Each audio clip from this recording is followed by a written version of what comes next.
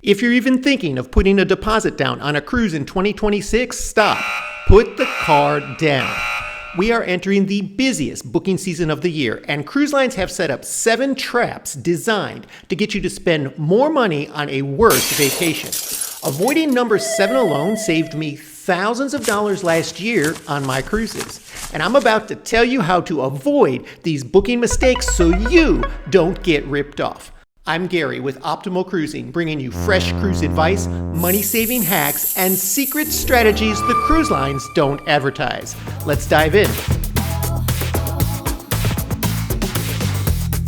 When I'm going on a cruise, I'm not really looking to go to a water park or an amusement park. In fact, I can find a lot better water parks or amusement parks to go to for a lot cheaper where I live. When I'm going on a cruise, it's more about the ocean, living on the sea for a week, going to new ports of calls, hitting the beach, getting some sun by the pool. And so I avoid paying the new ship premium that cruise lines are dying for you to bite on. This is a big advertising trick. They show you the latest and greatest. And then when you see the price, it can be almost double of one of the older ships, which is just as good. For example, we have here one of the newer Royal Caribbean ships, which is Star of the Seas, and the cheapest sailing that I can find for 2026 is in September, and it's almost $1,300. For that same time period, I can find dozens of Royal Caribbean itineraries for about half that price. In fact, here's one I found sailing out of the same port, Port Canaveral, that's 8 nights instead of 7, so you get an extra night, and it's $500 less per person. And this example is in low season. If you look up these prices in the middle of the summer or in the more popular times to cruise, the difference is going to be even greater. I personally have found that I actually enjoy some of the older ships because they're quieter, there's less people and less kids running around all over the place, and it's a more relaxing experience. In fact, one of my favorite all-time cruises was on Royal Caribbean's Enchantment of the Seas. I loved it so much, I booked that ship twice. And that ship is so old, it's about to be taken out of service in a couple years. In fact, it's being sold to another company. They're not going to update it anymore. But it was such a great time sailing on this ship that didn't look like all the others. It had some nuances and things that were quite interesting, and it was so relaxing to be sailing with 2,000 people instead of sailing with 5,000 people. But that's not the only marketing trick cruise lines use. I did a Mediterranean cruise not too long ago. And the itinerary listed Rome, Florence, Venice. And when I actually got to those places, I had such little time to do anything. It really seemed like a misleading marketing ploy. Mediterranean cruises that claim they're going to Rome, for example, are actually going to a port called Civitavecchia, which takes an hour and a half to get to proper Rome from there. And if the ship is there for 8 hours, that's 3 hours of travel out of your day right there. Not to mention waiting around for buses or trains or whatever you're gonna book. And it kind of locks you in the way the cruise line's thinking to book the excursions with them. So they put you on a bus, they take you there. But even if you do it that way, your time's going to be quite limited in these major attractions. I mean, who doesn't want to go see Rome? But is 4 or 5 hours really enough? And I prefer to do things like that on my own time, not with a cruise ship excursion, which isn't really going to let me walk around the city and explore. And there are many odd ports of call in the Caribbean as well. For example, everybody's probably now heard of Costa Maya, which was really a nothing destination. Cruise lines just decided to build a port there to have another place to call on. But there's not a whole lot to do there except for the artificial port complex that they put in. And that's not the only place like that. So when you're seeing all these exotic destinations on your cruise itinerary list, do a little investigating. Make sure that those are ports you want to go to before you put the money down. And another tricky thing cruise lines will do is they'll schedule a port of call where the ship docks at 7 or 8 a.m. and leaves at 1 p.m. That doesn't give you a whole lot of time to explore that port, so you're really going to be spending more of that time on the ship. You can look all these things up prior to booking so that you know what you're getting. And if you are going to book shore excursions directly with the cruise line, understand that there is a convenience trap built into that. And they try to get you with this promise that they're the only way you can guarantee to get back to the ship. I've done hundreds of excursions on my own and with third-party providers and never even been close to missing the ship. But that's not the only trap of convenience that cruise lines try to use. I used to always book my cruises directly with the cruise line. It seemed like the easiest thing to do. I'd log into the website, find what I wanted, wait for the right price, and book. But I have since found that booking with a third-party cruise travel agent can actually save me money and get me extra free perks. I actually have a link to one that I usually use in the description below, but you can use anybody who is a professional cruise travel agent. And what you'll get for that is usually additional onboard credit.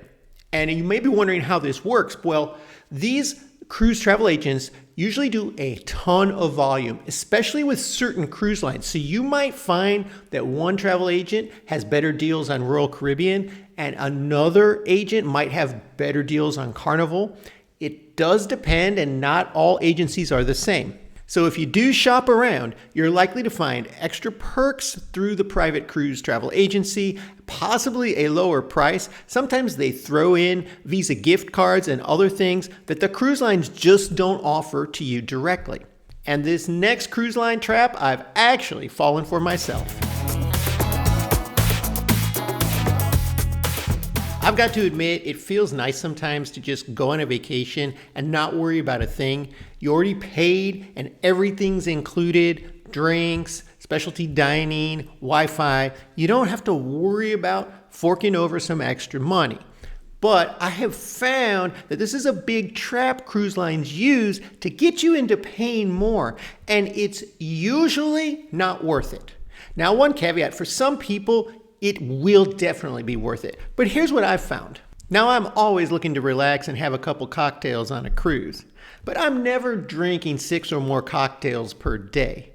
And that's essentially the rough math of what you'd have to drink to make it worth it to purchase most of these all-inclusive drink packages that cruise lines offer. And they try to scare you because when you're making your initial booking and paying that deposit, they're telling you, if you don't buy the package now, you'll pay more later. They use language like this, but it's just not true. I have found that paying a la carte for most of these things on board, with the exception of Wi-Fi, is usually cheaper.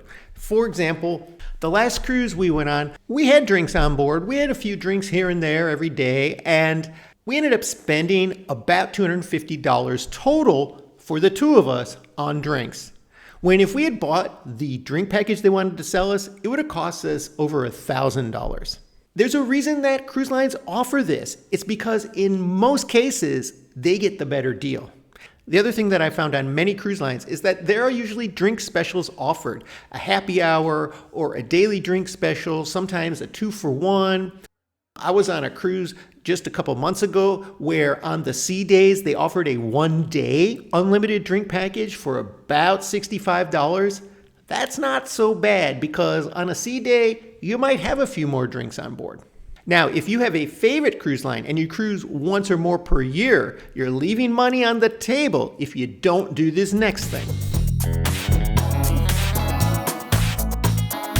I have never heard a cruise line advertise this tip, but I'm going to tell you because I have friends who do this. If you have a favorite cruise line like Norwegian, Royal Caribbean, or Carnival, all you have to do is own 100 shares of stock in that cruise line, and every time you book a cruise, you're entitled to up to a $250 onboard credit for free just because you own the stock.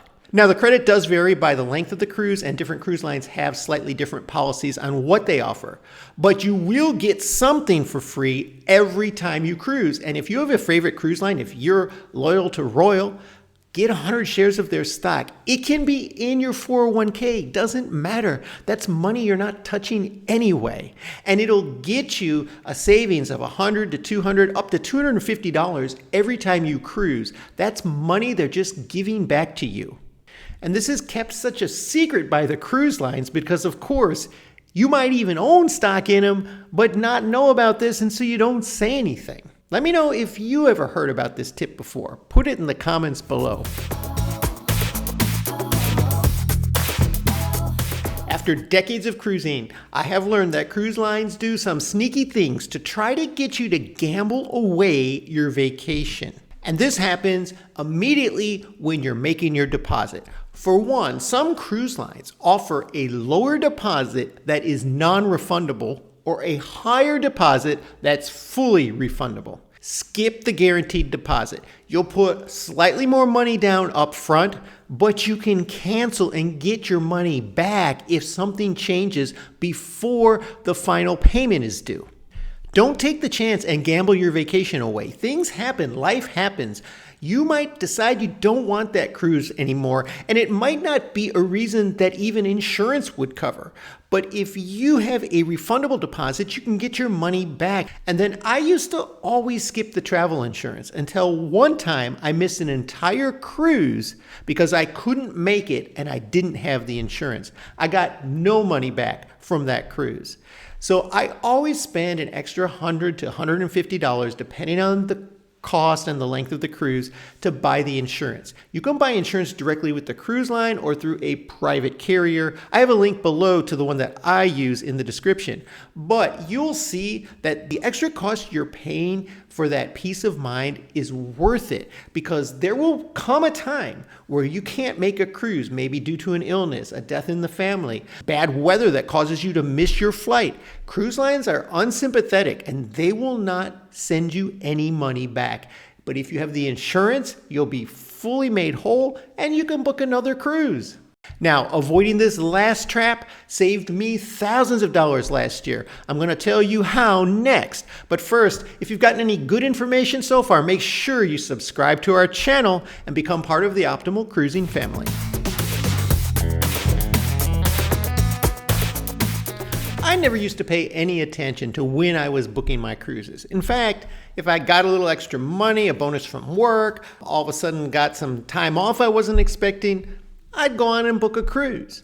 But the truth is, that's probably not the best way to get great deals. Last year, all of the cruises that I went on, I booked last minute. And that means cruises that are occurring within the next month or two. And these are incredible deals. If you have any flexibility in your schedule or flexibility in the ship, the cruise line, the itinerary, book last minute. You will not find better deals anywhere, no matter what anybody tells you, because cruise lines still have massive ships with unsold rooms at all times of the year, even in the middle of summer. Now, you're not going to find this on the Icon of the Seas, but if that's not a deal breaker for you, you can find an incredible deal even in the middle of July or August by booking last minute. If your dates are not flexible or you need a specific cruise ship, then the best time for you to book is between January and March. And if you can't make that, try to book during a major sales season. Some of the bigger ones are 4th of July or Black Friday sales, but try to wait for those deals because they will be better than what's being offered during the course of the year. And for specific dates or specific ships that you want to be on, it's best to book as far in advance as possible, because especially if you want one of the modern or newer ships, as those dates get closer, those prices just start going up. So now that you'll be saving hundreds by avoiding these booking traps, there is one type of cruise that you can get for a steal. I'll tell you all about that right here.